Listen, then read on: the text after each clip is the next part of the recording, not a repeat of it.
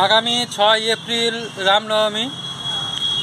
তো আমরা চাই যে রামনবমীতে সব হিন্দুরা এক হোক, এবং বুঝতেই পারছো যদি হিন্দুরা যদি এক না হয় তাহলে আগামীকাল এবং আগামী দিনে আগামী বছরে আমাদের পশ্চিমবাংলা একদম সেম টু সেম বাংলাদেশ হতে কোনো দেরি হবে না।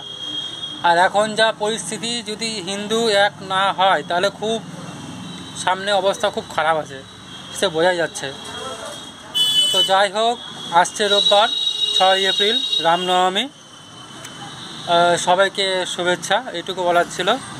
আর আমি তো যাচ্ছি রামনবমীতে, তোমরাও এসো। যদি হিন্দুরা এক না হয় তাহলে কিন্তু আগামীকাল পস্তাতে হবে। ঘরে তো থাকাই যাবে না, এবং বাইরে বেরোতে পারবে না, মা বোন বউদের নিয়ে টানাটানি হবে। সেদিন আর মনে হয় বেশি দূরই নেই আমাদের যা পশ্চিমবাংলার অবস্থা। ঠিক আছে, তো যাই হোক, আজকে এইটুকু বলার ছিল, রাখছি, বাই।